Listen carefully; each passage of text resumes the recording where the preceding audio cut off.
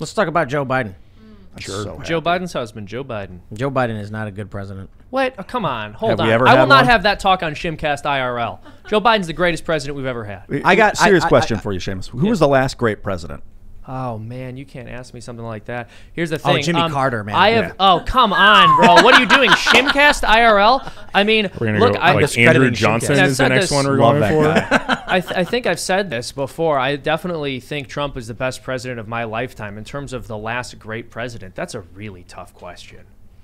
I don't know. I don't know. Eisenhower was pretty damn good. Yeah. I like Eisenhower. I like that guy. Oh yeah, I trusted him. He's the one who came out and was like the military-industrial complex is Yeah, going to that's destroy right. the country. Trump said the same thing. Yeah, Oh, yeah. yeah. Well, let's talk about Mr. Joe Biden. So earlier today, I did a segment, and it was probably one of the easiest segments I've ever done because I was just so grossly offended by the media.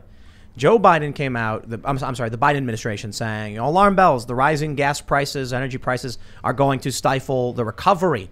And OPEC, they need to start producing more supply so that we have cheaper gas prices. And I said, hey, wait a minute.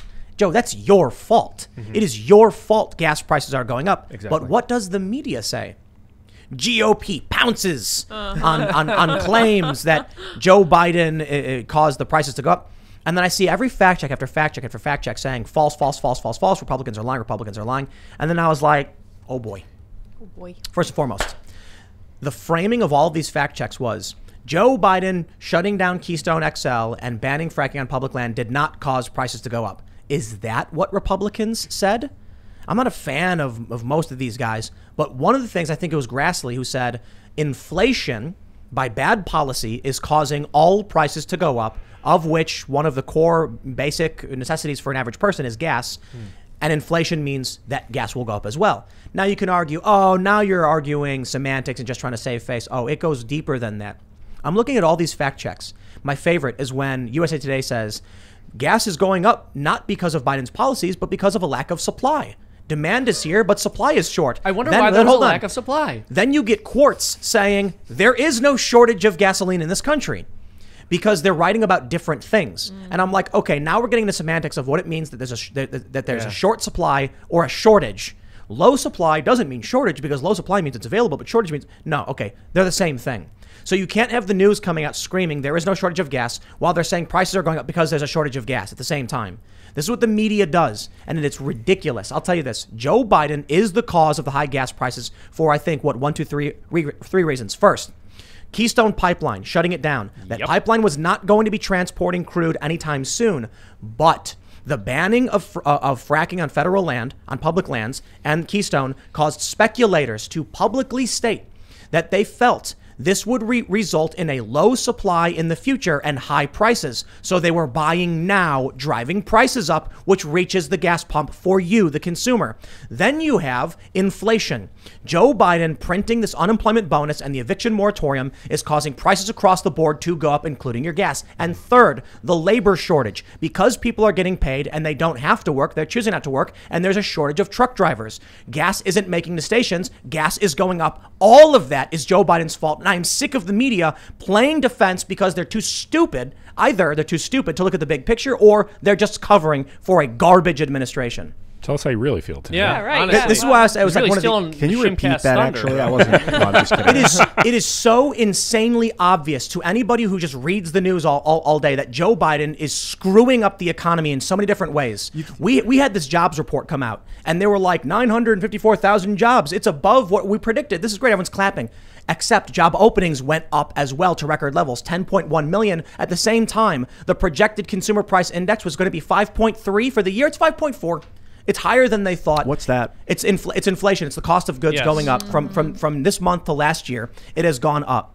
If now you've got Shake Shack announcing they're increasing the price of their burgers. Tyson says their meat's going to be more expensive. Pork is up, I think, 39%. Gas is up something like 30 or so percent.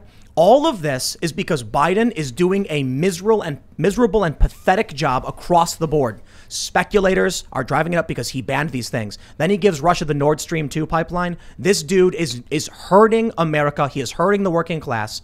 And the most frustrating thing is when you try to talk to these young populist leftist types, they don't understand how the economy works. So they side with Democratic establishment shills.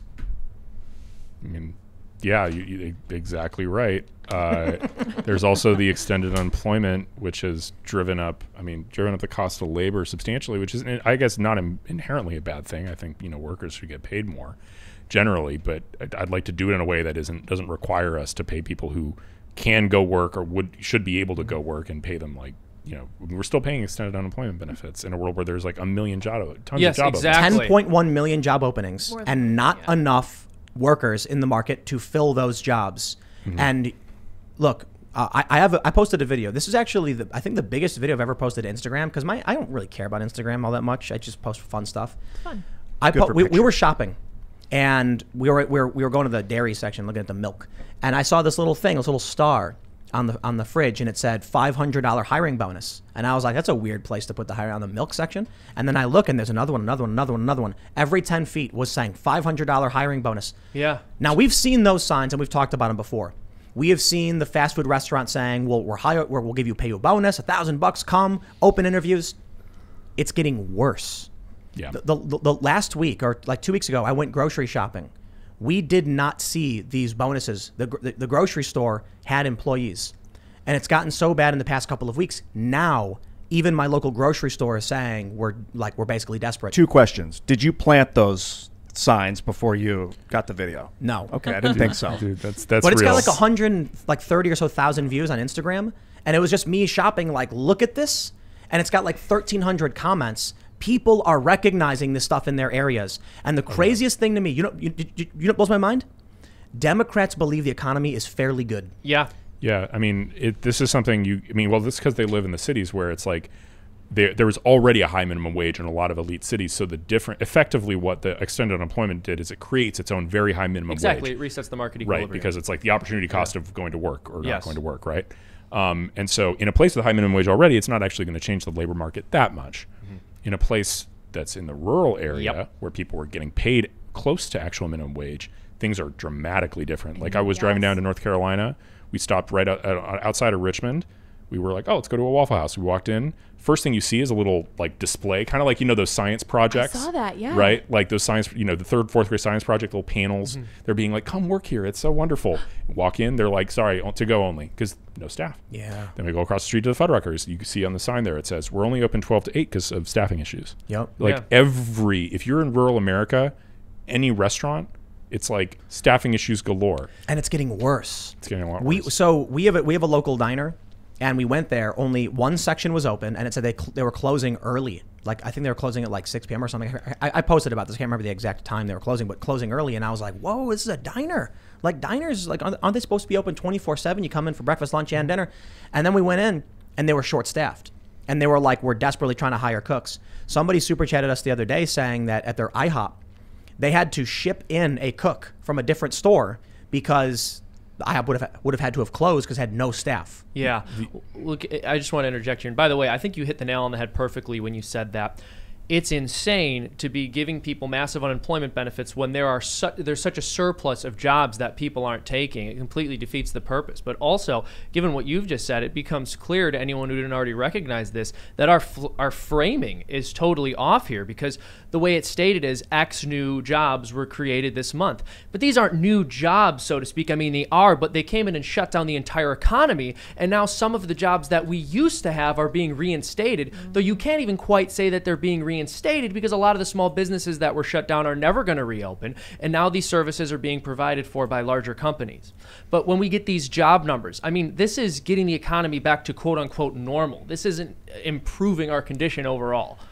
Yeah, and it's just, I mean, it's incredibly sad. It's gonna change the way, I mean, what it's gonna do to restaurants in this country, especially in areas that aren't wealthy. It's gonna change it to like Sweden. Like in Sweden and Scandinavia with socialism, people don't go to restaurants very often because they're absurdly expensive. And I think that's ultimately where we're going. We're just going to get to a point where normal working class people can't go to restaurants or just only do it extremely rarely. I'll push back a little bit.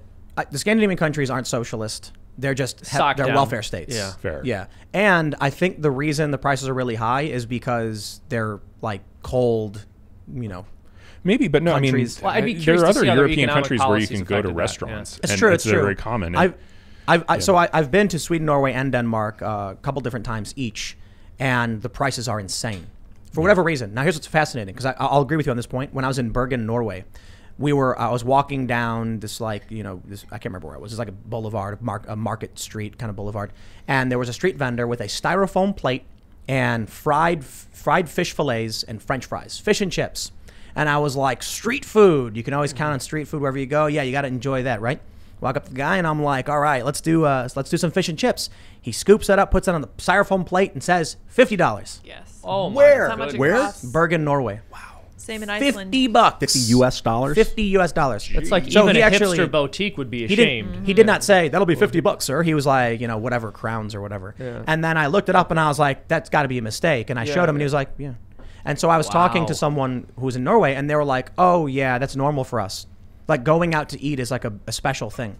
And I was like, what? I was watching a interview. What was an interview? Putin was talking to a bunch of students like 6 years ago, and they were like, "What should we do, Premier?" And he was like, "Learn to cook." And they all laughed. They're like, "No, really, what should we learn to do? What should we do?" He was like, "Learn to cook." Yeah, dude. And it was like shockwaves. Now I'm feeling the shockwaves of what he was saying. We talked about this a lot with Michaela Peterson the other day. People do not eat properly. They eat trash. That's true. And it really does has a bad effect from the ground up. Garbage in, garbage out. Fast food, disgusting phrase. What food is not supposed to be fast? It's medicine. So here's where I'm at with like this collapse we're witnessing. The slow motion collapses. Fast food tastes good. I don't like it. You know what I mean? Yeah, sure. But just because I don't like it doesn't mean that we should have some authority come in and just sledgehammer the industries and the things that people like. This is Michael Bloomberg's ideology. Do you remember when Michael Bloomberg said tax the poor? Yeah. I'm not exaggerating. He literally said that. What? He said they're too. Michael Bloomberg said that poor people are, and Michael Bloomberg said too stupid, and Michael Bloomberg said I'm doing this on purpose. Michael Bloomberg. He didn't say that. What? I shouldn't have even interjected. I'm doing this on purpose. He didn't say that part. No, I'm saying his name several times. Michael Bloomberg said that poor people, according to Bloomberg, are too stupid. And according to Bloomberg, the government needs to spend money, according to Bloomberg, for them because they wouldn't know what to buy properly and they would buy bad things and hurt themselves. That's an indicative mentality of this elite. I don't like saying elite because I don't think they're doing a very good job. So they're obviously low level, but they're up. They've got these positions of power and they really think people are like cattle. They think that they can't do things for themselves and they can't think for themselves. So they build these institutions to take care of them. Maybe they're right. Maybe there's something to the wild human stupidity. And we have to corral them, but I don't know. No, you're right. I mean, generally speaking, that is the progressive perspective. So when you hear these lefties come out and say things like, well, we need a single-payer system because people can't just choose their health care in the private market. Now, first of all, our healthcare system has many issues. I think that there's a lot of reform that has to take place in order to straighten it out. But the argument that the best possible solution for people is for their money to be funneled through the state so the government can make that decision for them is exactly embodied in what Bloomberg said. So even though he said the quiet part loud, I don't think it's all that uncommon an attitude. I'm trying to find something from this video I watched recently, but I can't find the graph he used. The funny thing is they're like the biggest idiots themselves. Like Yes. they simultaneously believe that, like, for example, it's conservative Trump voters who are the biggest anti-vax population. I haven't seen the evidence of that.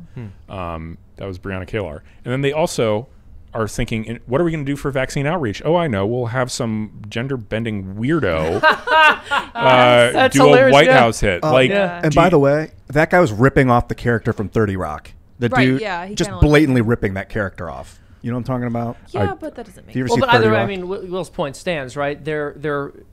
They seem to be marketing towards a left-wing demographic, even though their claim is that it's generally Trump supporters who need to be reached. The CIA was doing that too with their recruitment campaigns. Like, I don't know. I think they're going to be like, oh, well, we tried reaching out to Trump supporters. They didn't buy the gender bending guy. They didn't like I guess we'll just force them to get vaccines. The 20-year-old TikToker who was gender bending. It's crazy. I guess there's nothing we can do.